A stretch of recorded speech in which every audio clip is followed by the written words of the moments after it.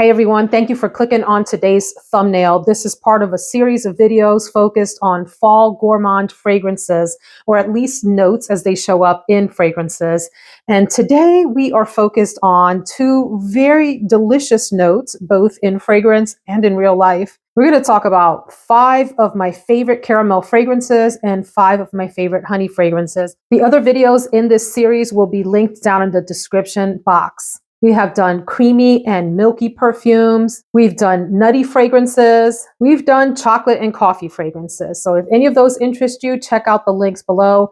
And as I have with those videos, I will have in the pinned comments right here in this video other fragrances that didn't make it into this list of 10 for time's sake. So please check that comment for additional recommendations of caramel and honey fragrances that you might want to get your nose on.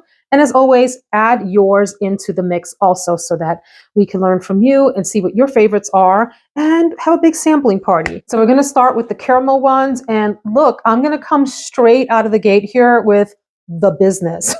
This is from a house that I have taken great interest in lately, Omnia Profumi.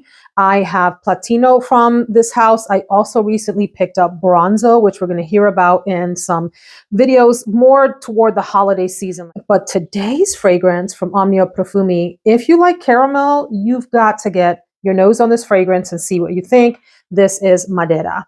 So as you see, it's a fresh bottle. I just got this and it's already like a wow, where has this been all of my life type of fragrance. This has, if you are a gourmand lover, like true gourmand, like foodie, edible, want to eat your hand off kind of thing, the caramel in here is the most realistic caramel that I have in my entire collection. In fact, one of the most realistic gourmand notes anywhere in my collection or across everything that I've sampled. The caramel in here is very true, that sort of sticky, super sweet, desserty type of scent, like the hot caramel that you drizzle on ice cream, on cakes, on any number of delicious desserts. And I love it. It makes my mouth water, my toes curl, and my eyes roll in the back of my head. It really is that good. Ooh. And it has this amazing, gorgeous vanilla that runs throughout the entirety of the fragrance while it's wearing on you, as well as a coconut aspect to it. Oh my God, this is by far one of the most delicious fragrances that I've laid my nose on. And I love that it's simple in what it is in terms of being a sweet caramel vanilla with some coconut fragrance. Boom. It's not more complicated than that.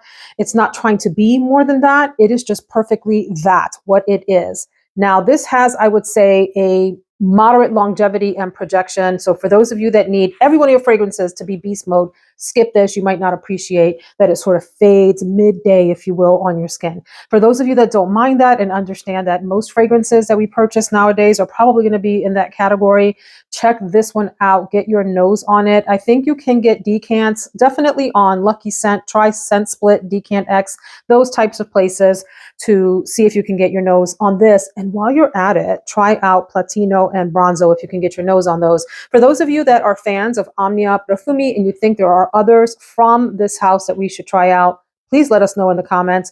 I'm intrigued. They've got my attention. This is beautiful. By the way, really, really love these gorgeous, heavy, hefty, nicely curved bottles as well.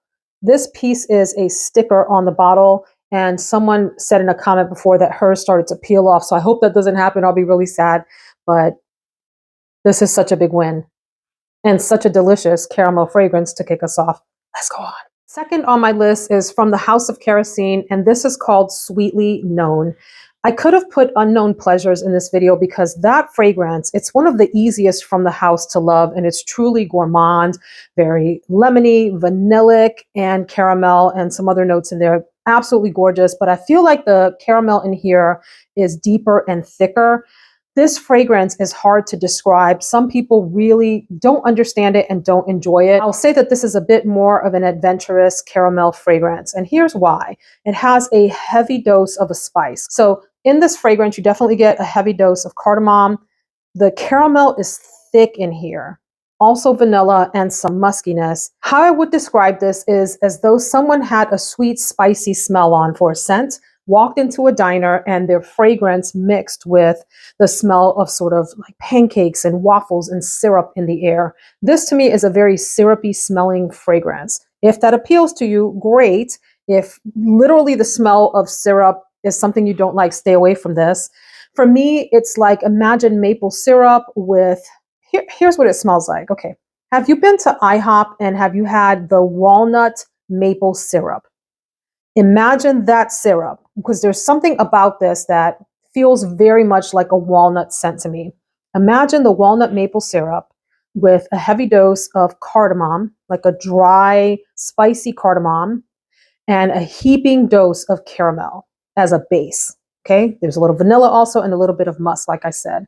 So if the idea of that appeals to you and you can imagine wearing this in colder, wintry weather, under sweaters, that type of thing, check this out. You can get samples of this, I believe, on Ministry of Scent. Lucky Scent, I believe, carries samples of this also. And then I think you can go directly on the Kerosene site, which is where I've gotten most of my samples between Ministry of Scent and Lucky Scent.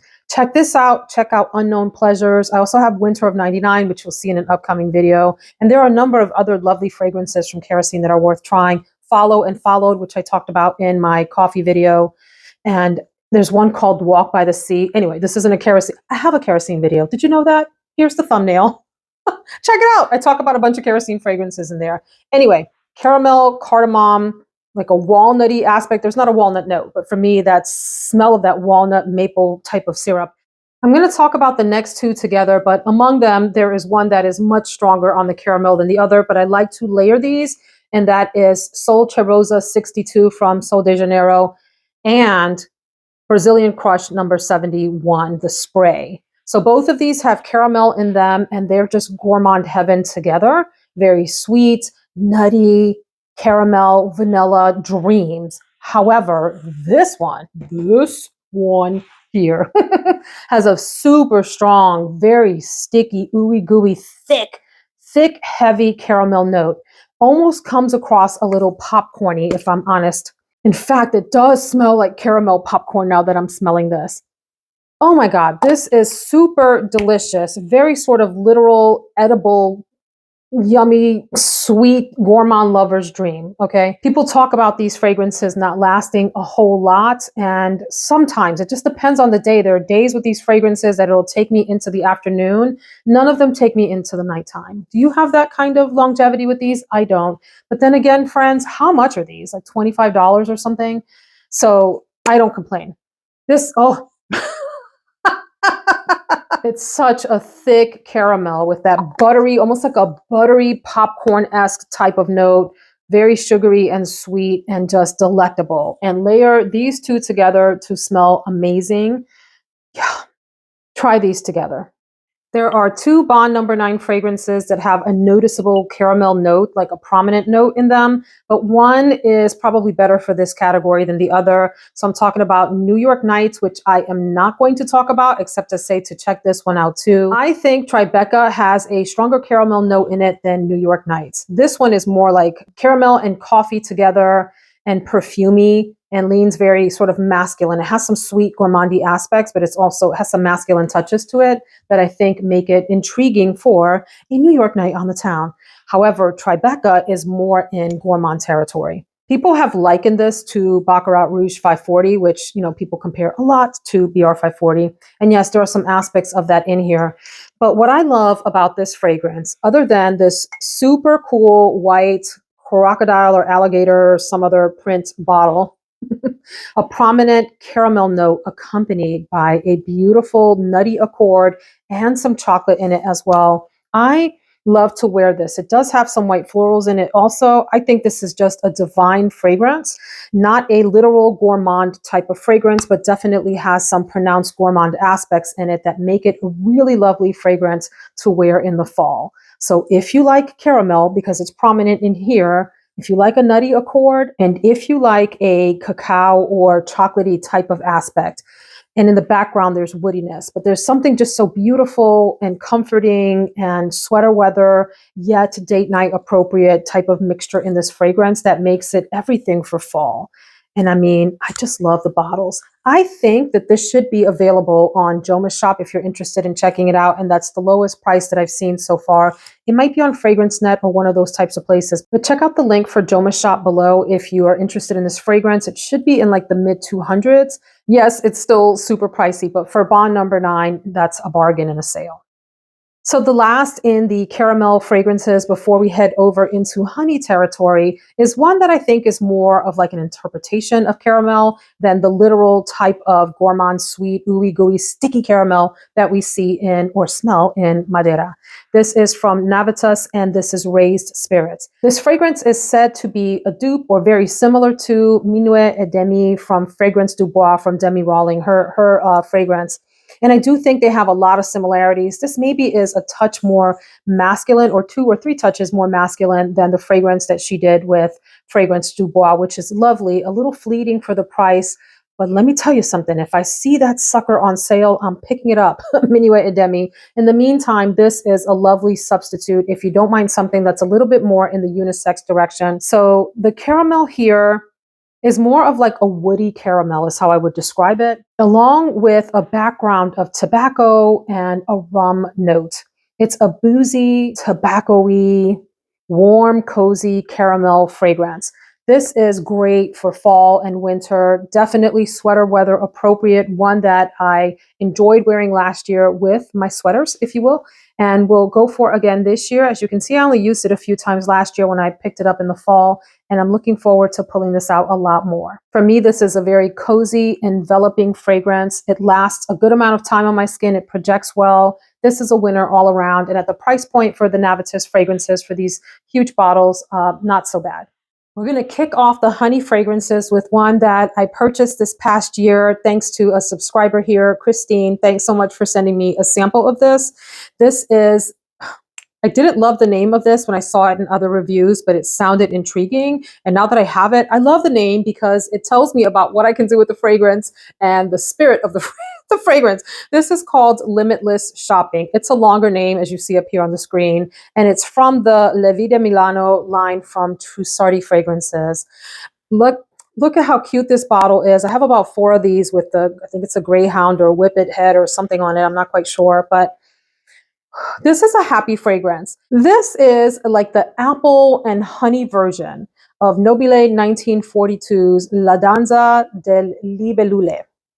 So what I mean by that is a lot of people talk about that fragrance being like a shampoo-y, really light apple pie smell. This is like a shampoo-y apple and honey smell. It has a really happy, crisp green apple note accompanied by both honey, like the thick, viscous honey that we know and love on our breakfast foods and tea and all of that, along with honeycomb, which tends to be a little bit more floral and waxy in terms of the smell texture of it.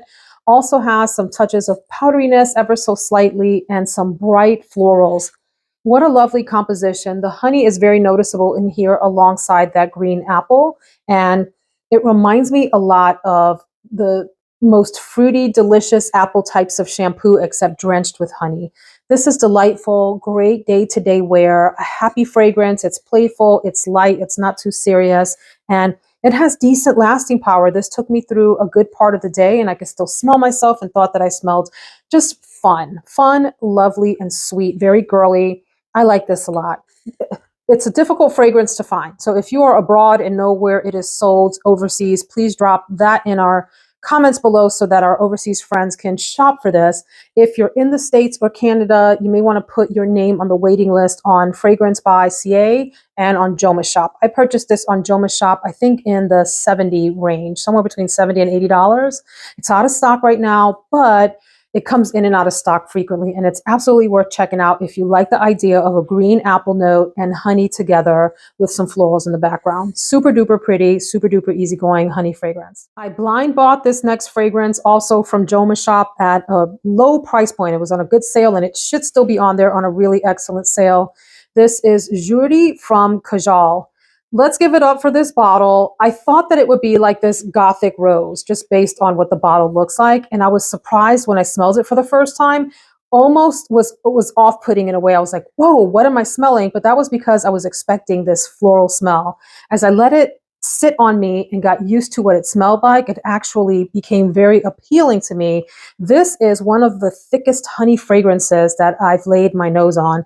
There's 2 upcoming in this series right here, the series of 5 I'm sharing with you that are even stronger on a honey note than this. But it's almost like a mealy honey. What do I mean by that? If you think about cereals that have crushed wheat, and maybe have some cinnamon in them and those sorts of things. The smell that you get from the box as you open it, imagine that smell with a really large dose of a super sweet honey. This has some other spices in it, nutmeg. I don't know if cinnamon is in here, but imagine your sort of fall spices mixed together in the fragrance. But it's very prominent and heavy on the honey. There's a strong sort of vanillic tonka bean-esque type of accord in the fragrance also, like right behind that honey and mealy texture that this has. This is super interesting, quite alluring. Give this a chance. If you're into honey fragrances, check this one out. It should be like $114 or so on Joma's shop, and there's a link below to shop there if you would like. There's something also like bright and sunny, almost banana-esque. There's an ylang-ylang note. I forgot that I have the Kajal booklet from my purchase of Almaz, which you see here. So I definitely wanted to read you some of the notes for this. Nutmeg, clove, ginger, bergamot, lemon, pepper. In the heart, rose. There's that ylang-ylang that probably gives it that smooth, buttery texture. In the base, there's an oud accord. I can't say that I pick up any oud in this. Sandalwood, perhaps. Definitely that honey, cedar, patchouli, vanilla. I would say honey and vanilla come through. A little slight bit of woodiness, but nothing noticeable. For me, this is like that, like I said, that mealy smell that you get from a wheat type of cereal that has some spices, along with that honey and the fall spices in it also. Wow, check this out.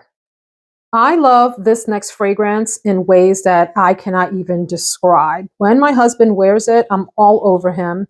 When I have worn it, it's on his shelf. So I've worn it infrequently, but when I have worn it, I have felt regal, super put together, like a perfume goddess. This is from Xerjoff, and this is the amazing Naxos. The hype is real. I have seen some reviews on this of people that don't like it. I don't trust those people. You know, you talk about like if somebody doesn't like puppies or babies, you don't trust them. If somebody doesn't like Naxos, I don't trust them. I'm kidding. But the fragrance is, for me, magnificent, absolutely superb combination of honey, lavender, and tobacco sitting on a luscious, amazing bed of vanilla and sandalwood. This would be the fragrance that I would want my husband to wear if we were renewing our nuptials. And heck, if it was a winter wedding, I might wear it too. I know people, ladies, who have worn this in the summer and love it. I mean, it's a year-round fragrance, but it does pack a punch. It's not cloying and overwhelming unless you overspray. Don't do that. Spray just a few times of this. When people talk about fragrances smelling expensive and rich, which I have mixed feelings about using that as a description, but this has got to be the kind of fragrance that they're talking about. It is just exquisite. It's rich, it's deep, but balanced by that lavender so it doesn't get cloying, overwhelming. It's not too dated. It doesn't have like a heavy vintagey smell or anything. It smells very modern, regal, and just absolutely divine with a beautiful, fairly prominent honey note. If you have not tried this and you like powerhouse fragrances that make their presence known in the room, please check out Naxos. Gorgeous. I have 2 more honey fragrances. Are you still there? If so, drop some yellow stars in the comments so we know that you've stuck around this long. All right.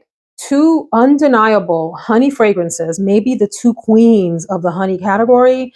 We're going to go to B from Ellis Brooklyn. I had a travel spray of this a while back that I tried. In fact, I should probably try it again because my tolerance for heavy honey fragrances has really shifted over the past couple of years. When I first tried this, I was so overwhelmed by how deeply honey this is. I mean, this is a honey punch to the nose.